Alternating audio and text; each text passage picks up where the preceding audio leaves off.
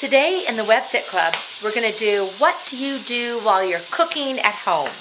Little exercise while you're sauteing or making a steak, and that's what we're doing tonight here with Frank and Liz at home in Connecticut. Frank is going to demonstrate an exercise that he has created, and he calls it, I think, the figure eight, but he's going to tell you a little bit more about it.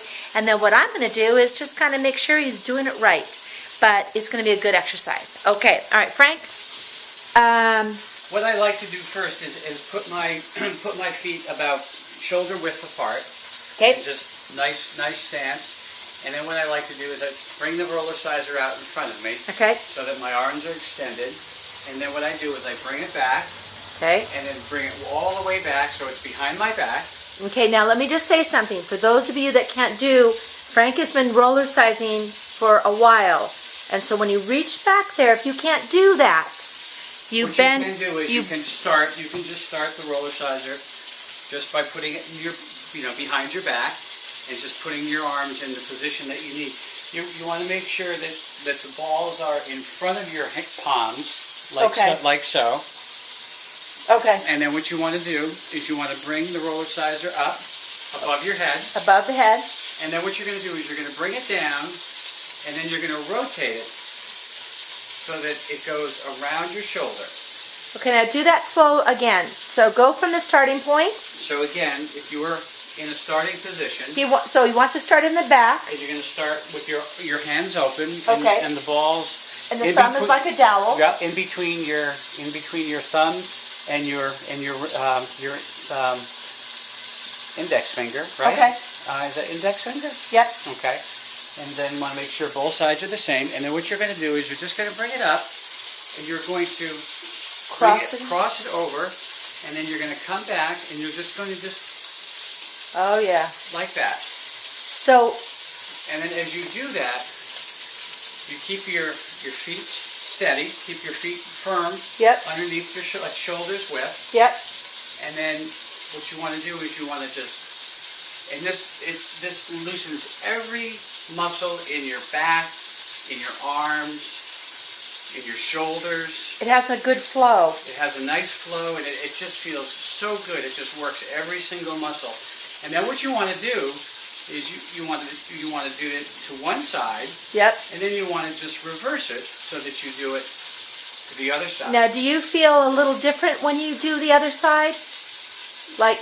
Well, I've always had a little bit of an issue with my left side. So, so I always am tighter on my left side. But now, because I've been doing this as often as I do this every morning. Every morning, okay. Probably at least 5 minutes. And it's not necessarily all at the same time. It's just that because it feels so good, I may do it, I may do it for a couple of minutes, and then I may just go ahead and reverse it and just do the other side. And then the quicker you do it, just the better it feels. It just loosens every single. Do you think that this would be a good thing to maybe prevent rotator cuff issues? Yes, I think it would be, and I think that if you're going to do it to prevent rotator cuff issues, you want to start out very, very slow. Okay. Because you're doing something that your shoulder and your rotator cuff is not used to doing. Okay. Even if you're a tennis player or even if you're a golfer, because you're doing something that's just not normal.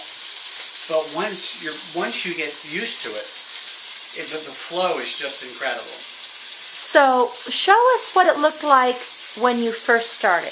When you first kind of, I know you had some shoulder tightness. Show us the slow version for somebody who might have a little tight shoulder. Show us a slow version.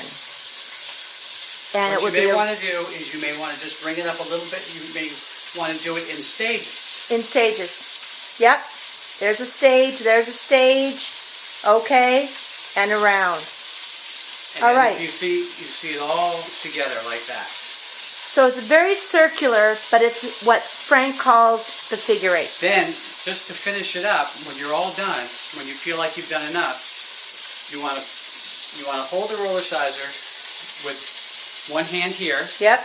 And then you're going to put this hand here. Okay. And then you're going to bring it to the back. And now you can see how I'm holding. So this is that ponytail. Holding the ball like that. Yep. And then again, what I like to do is I like to cross my leg, because when I do that, it just keeps my body perfectly aligned. So I teach that the legs being crossed gives extra control for the lumbar and support when you cross the legs. And also for those of you that don't have balance, it actually helps you have more balance. Well, you'll get the balance eventually, because when I first started, I couldn't do this. Okay. I didn't have the balance. Okay. But now, not only do I have the balance to do it this way, I could actually then, again, do my figure eights. So it's helping you with agility Right. and balance, and you have the flow. Right. Okay, so the figure eight,